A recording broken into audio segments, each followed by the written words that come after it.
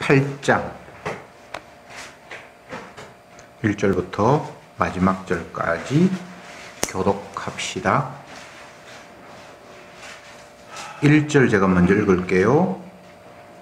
사무엘이 늙음에 그 아들들로 이스라엘 사사를 삼으니 장자의 이름은 요레비요 차자의 이름은 아비야라. 그들이 베르세바에서 사사가 되니라. 그 아들들이 그 아비의 행위를 따르지 아니하고 이 일을 따라서 뇌물을 취하고 판결을 굽게 하니라. 이스라엘 모든 장로가 모여 라마에 있는 사무엘에게 나아가서 그에게 이르되 보소서 당신은 늙고 당신의 아들들은 당신의 행위를 따르지 아니하니 열방과 같이 우리에게 왕을 세워 우리를 다스리게 하소서 한지라. 우리에게 왕을 줘 우리를 다스리게 하라 한 그것을 사무엘이 입하지 아니하여 여호와께 기도하네. 여호와께서 사무엘에게 이르시되 백성이 네게 한 말을 다 들으라. 그들이 너를 버림이 아니요 나를 버려 자기들의 왕이 되지 못하게 함이니라. 내가 그들을 여기서 인도하여 낸 날부터 오늘날까지 그들이 모든 행사로 나를 버리고 다른 신들을 섬긴 것이 내게도 그리하도다. 그러므로 그들의 말을 듣되 너는 그들에게 엄히 경계하고 그들을 다스릴 왕의 제도를 알게 하라.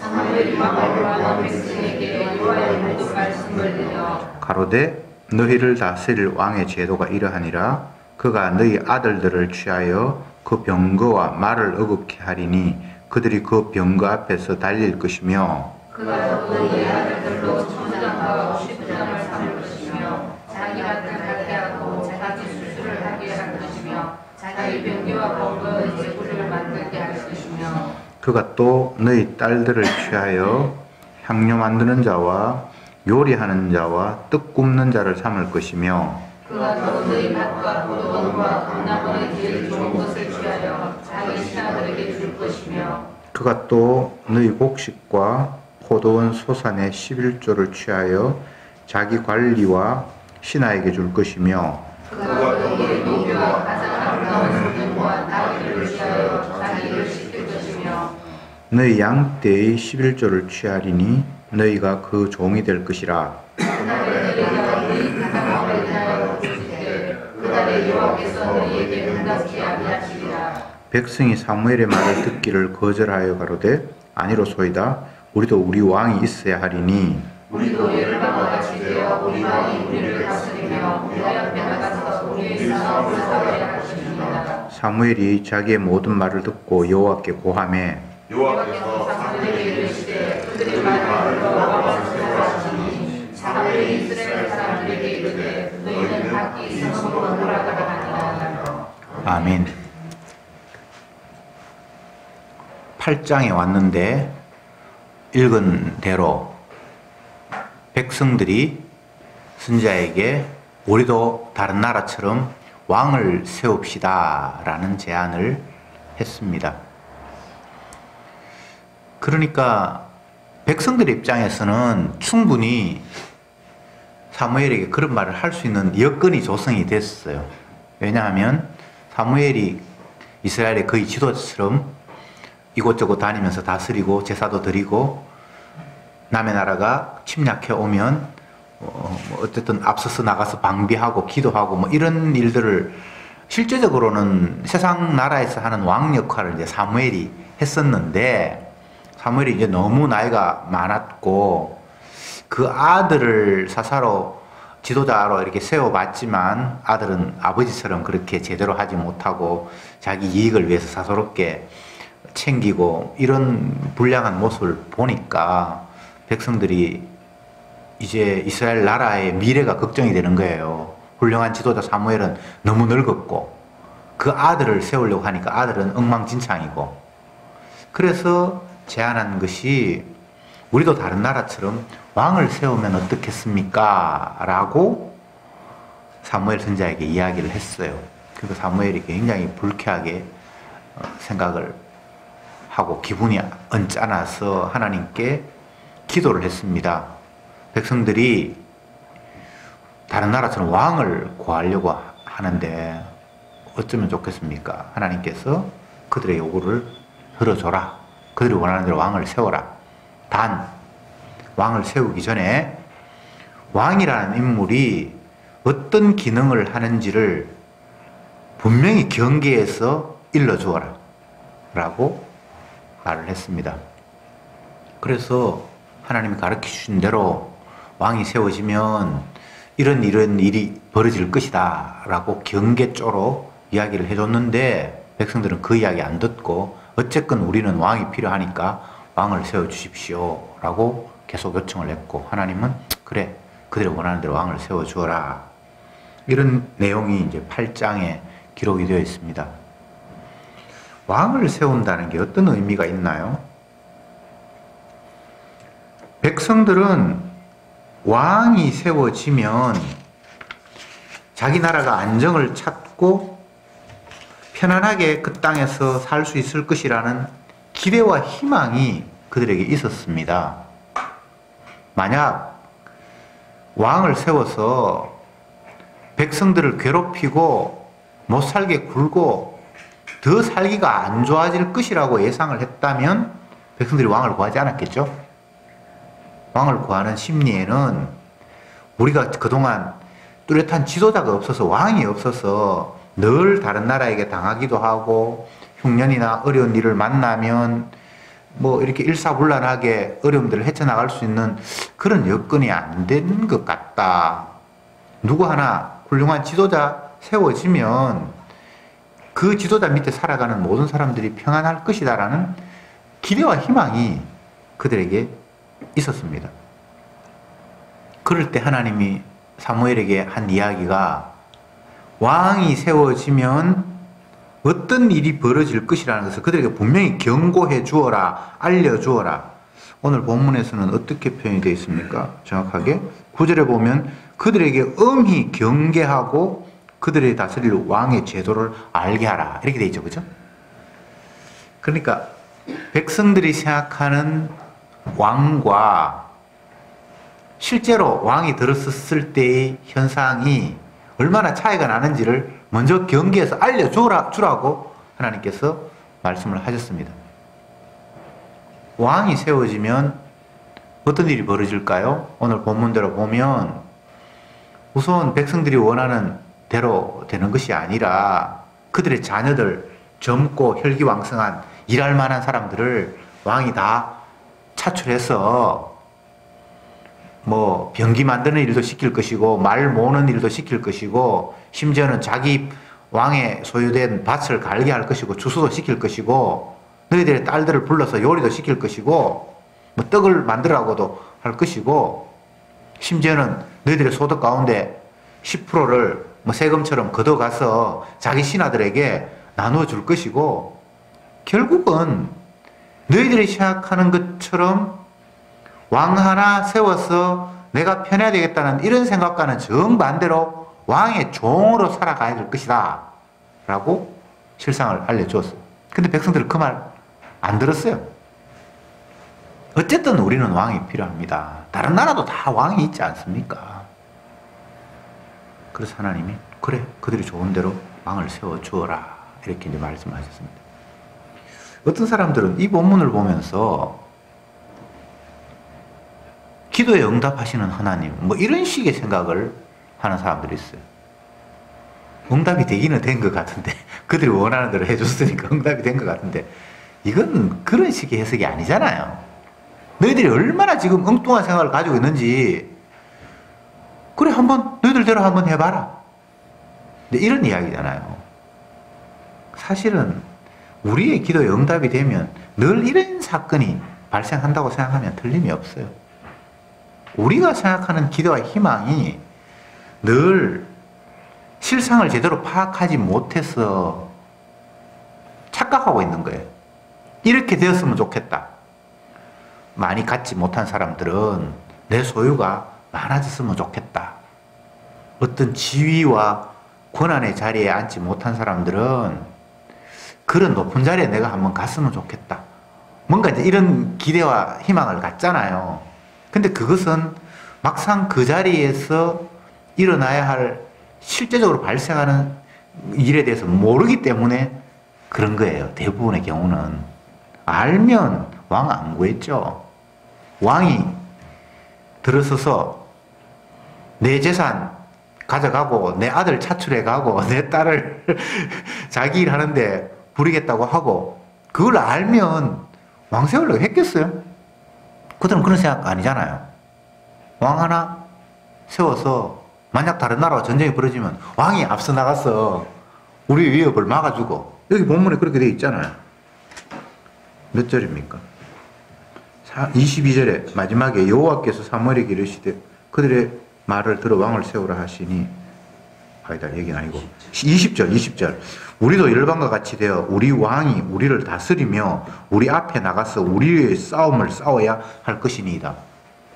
그러니까 백성들이 왕을 세우는 이유는 왕을 위해서 왕을 세우는 게 아니잖아요. 자기 잘 되라고 왕을 세우잖아요.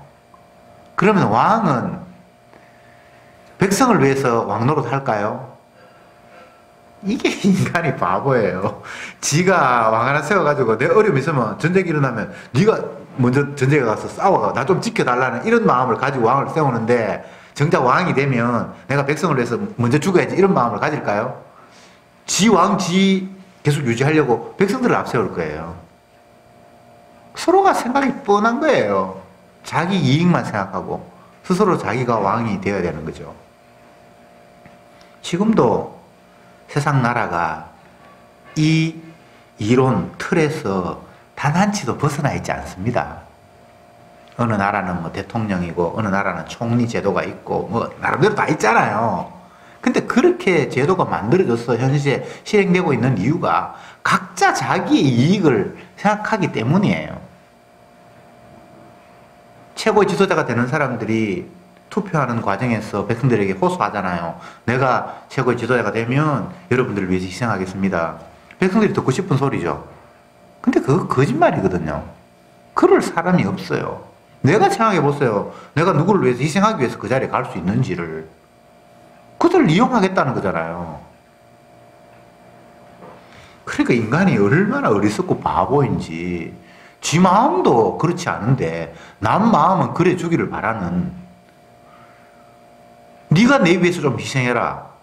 그러면 그 사람도 똑같은 생각을 가질 거예요. 너가 내 위해서 희생하면 안 되겠니? 인간이 그런 거예요. 다시 말씀드리지만 주님께서 어떤 상황을 만드시고 인간들은 그 상황 속에서 살아갈 수밖에 없는데 오늘 이 사무엘상 8장의 상황, 그동안 하나님의 인도를 잘 받았던 선지자 사무엘은 늙어서 오늘 내일 하고 있고 그 아들을 지도자로 세워보려고 사사로 임명을 해봤더니만 걔네들은 개인적인 이익만 챙기고 전혀 백성들을 돌보지 않고 이런 상황에서 여론이 우리에게 옳은 지도자가 하나 있었으면 좋겠습니다. 다른 나라는 다 왕이 있는데 우리나라만 왕 없으니까 우리도 왕 한번 세워봅시다. 뭐 이 이야기가 무리한 이야기입니까? 얼토당토안한 논리입니까? 아니잖아요. 충분히 가능한 이야기잖아요. 설득력 있는 이야기잖아요. 하나님이 이렇게 몰아가시는 거예요. 왜? 네가 얼마나 완악한 죄인인지 알라고 우리의 속마음을 폭로시키려고 너는 너밖에 모르는 완악한 존재야 라는 사실을 평소에는 잘 모르는데 주님이 몰아세우는 환경에 딱 들어가면 그게 완전히 다 까발려지는 거예요. 평생을 주님이 자기 백성을 그런 식으로 인도하세요. 이거 여러분이 놓치면 안 돼요. 성경 보면서 그걸 알아야 돼요. 아, 하나님이 내가 얼마나 완악한 죄인인 줄을 폭로시키려고 그런 환경으로 나를 계속해서 몰아오셨구나. 힘들어요? 어려워요? 그런 관점으로 어떤 상황을 이해하면 뭔가 지금 오해하고 있어요. 주님 스스로가 나는 병든 자를 치료하기 위해서 왔다.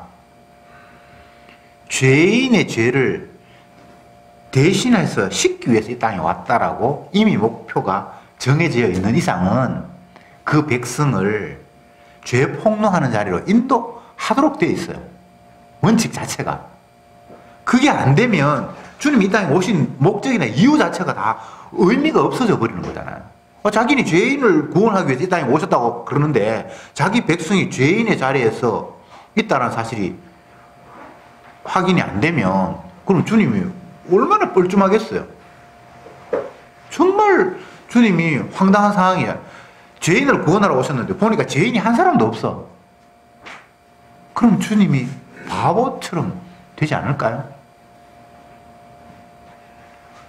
주님이 이끄시는 세상은 이미 모든 게 결정이 되어 있어요. 어떤 집에 세를 들게 되면 주인과 계약을 하면서 뭐 돈을 지불하고 계약서를 찍고 이제 그렇게 하는데 그 사실을 이제 확정받기 위해서 동사무소에 가서 확정일자 받는 거 있거든요. 전세 여러분 안 들어보신 지 오래돼서 잘 모르죠. 전세 들면 그런 게 있어요. 확정일자라는 거. 몇 월 며칠 날 A라는 사람과 내가 이런 가격으로 이 집에 세를 들기로 했다라고 제3의 동사무소, 너와 내가 아닌 제3의 정부기관에 이 확정을 받는 그런 제도가 있다 이 말이죠. 그러면 만약에 문제가 생겼을 때에 그 제3의 동사무소에 확정일자 받은 게 위력을 발휘해서 사실을 밝히는 그런 제도인데, 주님이 이 세상을 창조하시고 다스리시고 이끌어 가시는데 이건 초반부터 확정된 무엇이 있어요. 그냥 하다가 이런 문제가 생기니까 이 문제 해결하려고 무엇을 하고 이런 식으로 하나님께서 다스리는 게 아니에요. 우리가 성경을 보면 창세기부터 이렇게 쭉 읽는 것도 있고 또 아니면 신약부터 읽을 수도 있고 또 설교를 들으면 설교하는 사람들이 예수님 이야기를 굉장히 많이 하고, 그러면 우리가 어떤 생각을 가지게 되는가 하면 예수님은 창세기부터 나오는 인물은 아니잖아요. 신약시대에 예수님께서 태어나시잖아요. 그러면 우리의 시간 순서, 역사의식을 여기에 대입을 해보면 예수님이라는 인물은 하나님께서 세상 만물을 창조하시고 난 이후에 뭐 이렇게 제도를 마련하시고 선악과를 만드시고 따먹지 말라고 그러시고 그렇게 인간이 따먹고 죄가 발생하고 나니까 이 문제를 어떻게 해결할까 해서 하나님의 아들을 보내고, 이런 그 성경에 기록된 순서대로 역사를, 시간을 이해를 하는 거예요.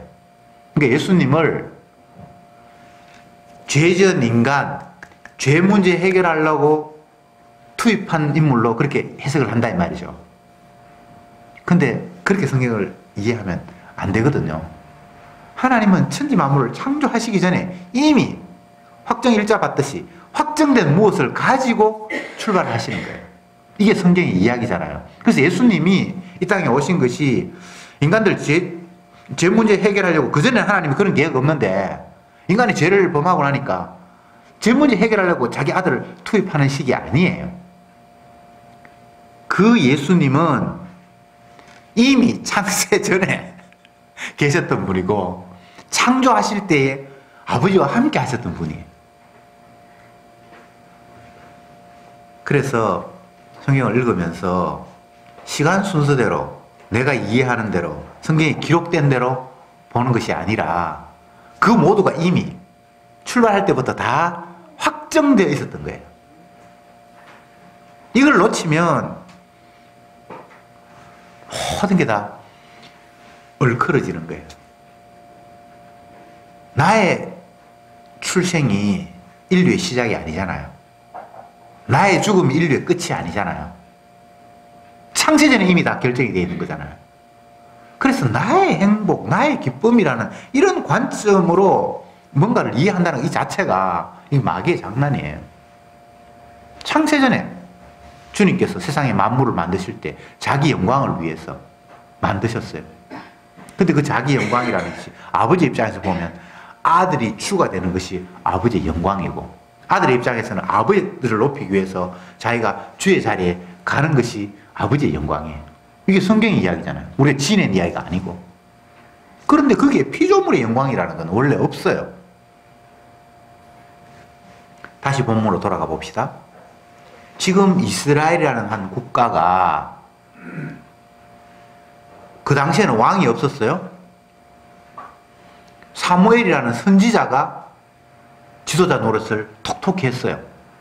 그래서 이웃 나라 블레셋이 쳐들어오면 사무엘 선지자가 기도하고 백성들에게 이렇게 하라고 지시를 하면 전쟁에 이기고 그렇게 평안을 유지하는 그런 국가였어요. 그랬는데 그 사무엘이 이제 나이가 많아서 늙었고 죽을 날이 임박했고, 그래서 백성들은 그의 대타로 그 아들을 사사로 세워봤는데 아들은 엉망진창이고, 그러니까 선지자에게 요구하기를, 선지자님, 이스라엘에도 다른 나라처럼 왕이 있으면 좋겠습니다. 이게 이상한 이야기가 아닌 것 같잖아요. 근데 하나님이 기뻐합니까? 선지자가 기뻐합니까? 안 기뻐하죠. 하나님이 허락했어요. 백성들이 왕을 원한다고 하니까 그래, 왕 한번 세워봐라. 이게 하나님이 기도 응답하신 겁니까? 아니잖아요. 기도 응답이라는 건 없습니다. 주님이 만약 허락하셨다면 우리의 죄를 있는 그대로 드러내기 위한 주님의 작전일 뿐이지, 내가 원했기 때문에 하나님이 들어주시는 그런 하나님의 성경에 원래 없어요. 자, 여기서 우리가 다시 한번 생각해 봅시다.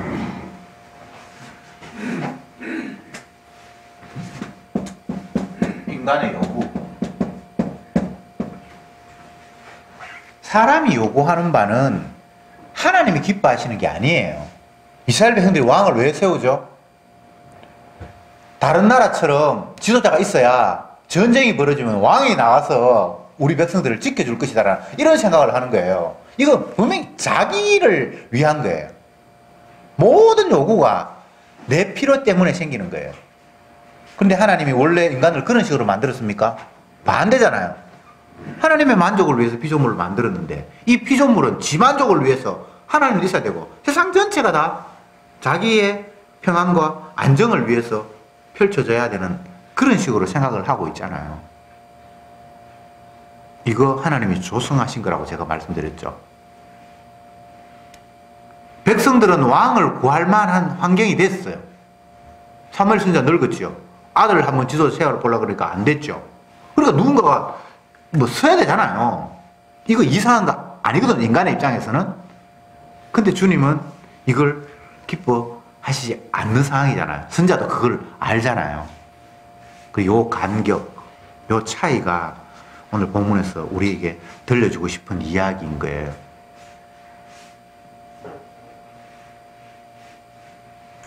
세상이 날 위해서 만들어진 것이 아닌데 우리는 날 위한 세상이 돼야 된다고 이게 자꾸 생각을 하니까 왕도 필요하고 돈도 필요하고 지도 필요하고 명예도 필요하고 다 필요하다고 생각을 하는 거예요. 그러니까 나를 위해서라는 관점으로서 보면 이 문제가 하나도 문제가 될 게 없어요. 근데 나를 위해서가 아닌데 그러면 이게 이제 심각한 문제인 거예요. 나를 위한 세상도 아닌데 나를 위해서 왕이 있어야 되겠다라는 이 말이 얼마나 어거지인가가 지금 밝혀지는 거예요. 어제 우리 집사람하고 대화하는 가운데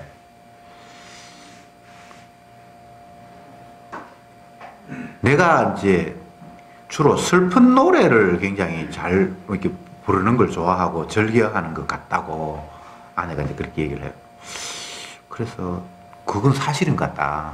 막 경쾌하고 발랄한 노래보다는 쓸쓸한 산장의 여인이나 이런 거 봄날은 간다든가 등등 이상하게 그 슬픈 노래를 좋아하는 것 같다.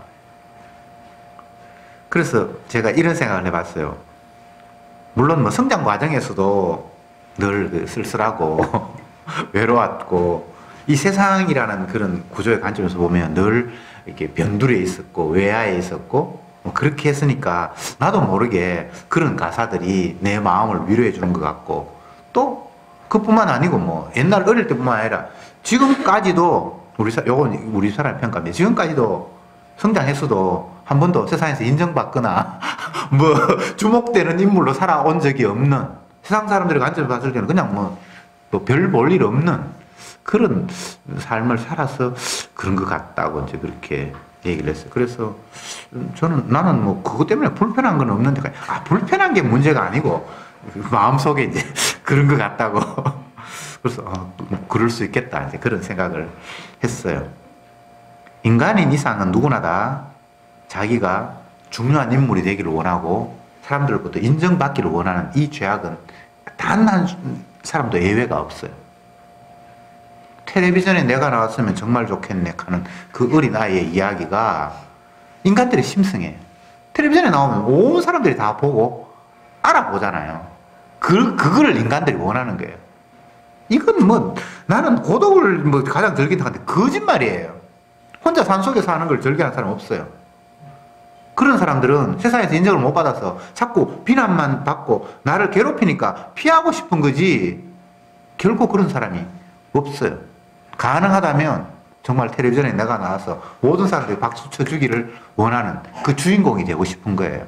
백설공주가 되고 싶은 거예요. 왜 그렇습니까? 선악과를 따먹어서 다 신이 됐기 때문에. 이거 부정할 수가 없어요. 나 선악과 따먹은 적이 없는데. 아니에요. 우리 행동 속에 내가 스타가 돼야 되고 내가 주목을 받아야 되고 내 중심으로 모든 것이 돌아가야 되고 모든 사람들이 다 예외 없이 나를 인정해 줬으면 좋겠다라는 그런 마음이 있어요. 누구를 위해서 희생한다고요? 그거 진정한 희생 아니에요. 내가 그렇게 희생함으로 말미암아 그가 나를 인정해 주기를 원한 것 때문에 희생하는 거예요. 그 인정투쟁이에요. 인정받으려고 하는 거예요. 착한 아이 컴플렉스. 인정받으려고 하는 거예요. 그렇게 착한 아이가 되니까 부모가 나를 봐주고 내가 뭐 공부도 특별히 못하고 특별히 뭐 인물이 잘난 것도 없고 아무것도 없는데 그러니까 내가 인정을 못 받는데 착한 아이 부모님께 말 잘 듣고 착하게 하면 그거 인정해 주니까 인정받으려고 하는 거예요. 슬프지요? 모든 인간이 다 죄악된 모습 속에서 이렇게 살아가는 거예요. 이스라엘에게 주님께서 어떤 환경을 마련하셔서 몰아세우는데 오늘 사무엘상 8장에는 지도자 사무엘은 늙었고 그 아들 지도자 세우려고 보려니까 도저히 자격이 안 되고 그러니까 다른 나라처럼 지도자 한 사람 왕 세웁시다. 하나님이 이스라엘 백성들에게 그런 환경을 몰아가셨어요. 왜? 죄 드러내려고. 너희들이 얼마나 완악한 전자를 나는 좀 까발리고 싶다는 거예요. 자, 인간의 요구는 결국은 죄악의 표출. 죄악을 표출하는 거예요. 인간의 요구라는 게 정당한 게 없습니다. 죄의 모습입니다. 죄. 뭘 하고 싶다 그래도 그게 죄의 모습이에요. 그래도 뭐 먹고 사는 거는 정당하죠.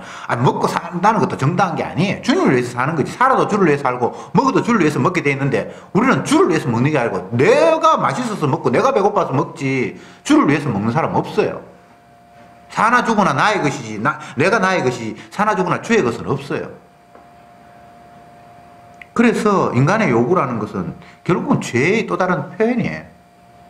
근데 이스라엘에게는 하나님의 백성이니까 의도적으로 이 죄를 드러내고 폭로할 수 있는 환경으로 계속해서 주님이 몰아붙이는 거예요.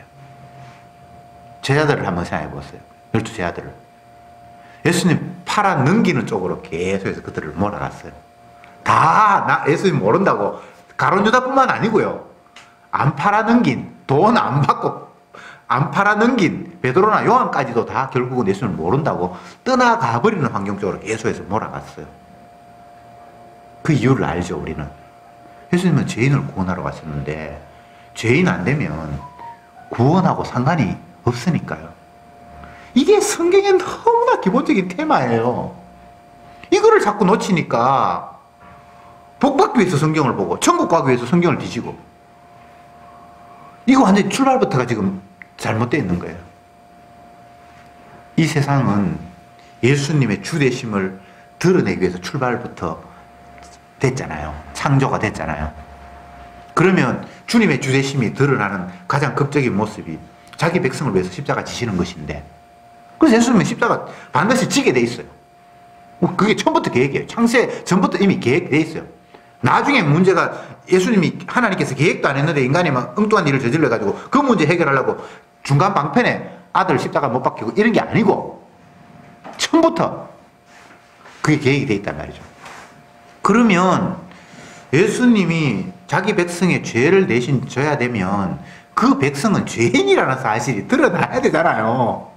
이게 성경의 이야기예요. 그래서 우리를, 성도를 죄 폭로하는 쪽으로 계속 몰아가세요. 저와 여러분의 삶이 그게 놓여 있어요. 뭐 멋있는 삶을 자꾸 꿈꾸지 마세요. 내가 또 보니까 나는 내 밖에 생각 안 하는구나라는 환경으로 계속해서 몰아가시는 거예요. 그렇지 않습니까? 뭔가 기대하는 게 있어요. 그 기대 좀 되면 좋겠죠. 그 기대가 된다는 것이 오늘 이 본문으로 이야기하면 백성들이 왕을 구했고 하나님이 왕을 그래 한번 가져봐라는 거예요. 여러분 기대대로 되는 거 쓱 좋아하지 마세요. 내가 이거는 꼭 됐으면 좋겠다. 그걸 위해서 기도하는 사람도 있고 원래 뭐 기도 아예 안 하는 사람도 있고 그게 되면 좋겠죠. 아니 그게 결국은 내 죄악이 미천까지 다 드러나는 환경이에요. 그러면 안 되면 좋겠다. 그것도 말이 안 돼요. 나의 요구 자체가 정당한 게 없어요. 다 그 죄악이에요. 그래서 요구가 뭐 될 수도 있고 안 될 수도 있고 됐다고 해서 웃을 일도 아니고 안 됐다고 해서 슬퍼할 일도 아니고 이러나 저러나 우리는 아휴 나는 내 밖에 모르는 정말 더러운 죄인이구나. 왕을 세워서 전쟁이 일어나면 내 대신 앞서가서 지가 총칼 맞고 죽든지 아니면 이기든지 해서 나 지킬 수 있으면 좋겠다. 이게 우스운 이야기인데 이게 인간의 죄악된 본성이에요. 이거는 왕도 마찬가지고 백성도 마찬가지고 다 똑같아요. 왜 왕이 백성들이 원하는 것처럼 희생의 자리로 왕이 나아가는 것이 아니라 백성들을 쥐어 짜서 자기 밭 농사 짓게 하고 세금 거둬가지고 자기 신하들 주고 아들, 딸, 귀한 아들, 능력 있는 사람 다 불러가지고 청와대에서 일 시키고 왜 그럽니까? 백성을 위해서. 많은 백성을 위해서지. 이런 성경을 보고도 성도라는 사람이 세상에 희망을 갖는 사람이 있어요. 대통령 잘 세우면 이 나라 잘 되겠다고 생각하는 사람이 있어요. 그 얼마나 어리석습니까? 어떤 대통령이 돼도 나를 위해서 하는 사람은 없습니다. 다 자기를 위해서 해요. 너무 그런데 기대 갖지 마세요. 뭐 정권이 바뀌고 여당이 야당되고 야당이 여당되고 백날 시간이 흘러가도 오늘 이 사무엘상 8장에서 왕이 된 사람의 그 생각에서 한 사람도 벗어난 사람은 없습니다. 그런 인간 기대하지 마세요. 그러면 어떡하는데요? 그러니까 결국은 여기에서 십자가라는 것이 나오지 않으면 안 되는 상황이잖아요. 이래도 안 돼, 저래도 안 돼. 우리는 우리의 죄 문제를 어떻게 할 수가 없어요. 십자가는 나 잘 되기 위한 십자가가 아니라 너는 죽어야 할 죄인이라는 사실을 최종적으로 확정하시는 게 십자가예요. 내 나라, 내가 소속된 나라 망하면 어떤데요? 내가 고생하면 뭐 어떤데요? 내 가족이, 내 자식이 뭐 잘 못되면 그게 뭐가 문제인데요? 창조의 관점에서 보면 하나도 문제가 아니에요. 근데 내가 왕이 된 입장에서 보면 그거는 심각한 문제인 거예요. 근데 내가 왕이 아닌 걸. 그래서 결국은 주님이 십자가 피 흘리지 않으면 안 되는 상황이구나라는 게 이게 답이 나오는 거예요, 성도는. 그래서 예수님이 날 위해서 죽을 수밖에 없었구나. 바꿔 이야기하면 나는 죽어야 할 죄인이구나. 뭐 내 문제 풀리고 안 풀리고 아니라 이런 욕망, 왕도 아닌 내가 원하는 대로 돼야 된다는 이 사고방식 자체가 이게 썩어 빠진 하나님 앞에 심판받아야 될 죄인이구나라는 사실을 그냥 또 확인할 수밖에 없는 거예요. 그래서 주님이 내가 대신 죽을게 라고 십자가를 지신 거예요. 왜? 자기 백성을 저희 죄로서 구원할 자로 이 땅에 오셨기 때문에. 죄인이 나를 위해서 예수님이 십자가 지시는 거예요. 환경이 왜 이렇습니까? 성도는 그렇게 말하지 않죠. 아, 내가 또 죄인이라는 사실을 주님이 이 환경 속에서 깨닫게 하시는구나. 주님이 십자가가 아니면 안 된다는 사실을 또 이 환경 속에서 나에게 확인시키는구나. 그래서 성도에게는 십자가 외에는 다른 기대와 희망이 없어요. 이 환경 바뀌면 내가 잘하겠다. 그거는 복음을 가지고 세상을 해석하는 해석이 아니에요. 복음적 해석은 성령 받은 사람들의 세상 해석이나 나를 잃는 해답은 결국 나는 십자가 못 박혀 죽어야 될 죄인이구나. 근데 예수님이 십자가에 피 흘렸구나라는 이 답 외에는 다른 답이 안 나오게 돼 있어요. 십자가 믿으면 앞으로 어려운 문제 해결해 주십니다. 그게 오늘날 기독교잖아요. 십자가 증거하면 하나님이 내 원하는 대로 천국 넣어주겠구나. 그게 오늘날 기독교잖아요. 그거는 복음이 아니에요. 복음은 그냥 내가 죄인이라는 사실, 그리고 그 죄를 위해서 주님이 대신 피 흘림으로 말미암아 나를 덮었다라는 그 점 말고는 다른 해석이 아무것도 나올 게 없어요. 잘 되고 못 되고 뭐가 잘 되는 거고 뭐가 못 되는 겁니까? 죄인이 죄 까닭에 지옥 가는데 피 말고는 피로 덮음이 아니면 지옥을 가야 되는데 피가 중요한 것이 아니고 이 땅에 살 동안 영화롭게 살고 배부르게 살고 남들 앞에 인정받으며 살겠다라는 그 발상 자체가 얼마나 저주스러운 겁니까? 그게 부자와 거지 나사로의 이야기 속에 나오는 이야기잖아요. 날마다 연락하며 잔치를 베풀어. 얼마나 대단한 사람이었으면, 얼마나 가진 것이 많았으면 날마다 연락을 즐겼겠습니까? 그런데 그는 자기의 죄를 씻음받을 기회가 없었잖아요. 그게 누가 그를 복이라고 말하겠습니까? 그게 정말 저주인 거예요. 나사로 온몸에 흔대가 나서, 그러니까 다 온몸이 엉망진창이니까 뭐 노동을 하거나 직업을 갖거나 그런 자체도 안 되는 거잖아요. 그냥 요즘으로 이야기하면 노숙자잖아요. 노숙자. 뭐 자기가 노숙자 되고 싶어 된 건 아니고 하나님께서 그렇게 구원하기 위해서 그 사람은 그런 코스로 몰아세웠겠죠. 구원해야 되는 사람이면 얼마나 힘이 없고 무능했으면 개들이 와서 그 상처를 핥았더라. 그래 더 이상 이거는 막 더 이상 인간이 나대줄 수 없는 가장 세상적으로 볼 때는 비참한 모습이잖아요. 그런데 그는 죄 씻음이 그에게 있었잖아요. 그러니까 죄 씻음이라는 기준 말고는 중요한 게 이 세상에서는 없는 거예요. 모든 성경이 그 이야기 쪽으로 몰고 가는 겁니다. 죄 씻음 받으면 이 땅에서 스타 됩니까? 그거는 마귀가 하는 소리고, 오늘 네가 나와 함께 낙원에 있으리라. 그 죄 씻음 받았다라는 그 한마디, 소녀야 내가 네게 명하노니 네 죄가 사해졌느니라. 그게 선언의 종결입니다. 그 외에는 다른 복음이 없어요. 기도합시다. 주님, 내가 이 땅에 살고 내가 소속되어 있는 나라가 있고, 그러니 내 나라는 안정되고 잘 살아야 되고 그걸 위해서 훌륭한 왕이 있었으면 좋겠고, 이 모든 발상이 전혀 주님이 세상을 창조하신 뜻과는 거리가 먼, 내가 스스로 신이 되어 내가 원하는 세상을 만들겠다라는 그런 죄악된 발상임을 오늘 말씀을 통해서 다시 한번 확인했습니다.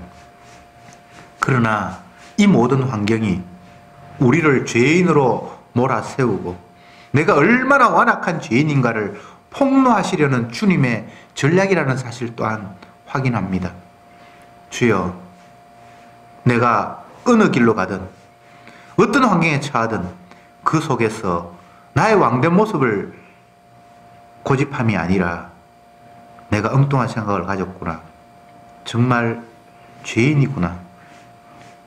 마땅히 심판받아 저주에 합당한 존재구나라는 것을 깨닫는 자리로 이끌어 주옵시고 그곳에서 나를 대신해서 십자가에 피 흘리신 주님을 발견하며 그 사랑을 찬송할 수 있는 저들이 되게 해 주옵소서. 예수님의 이름으로 기도드리옵나이다. 아멘.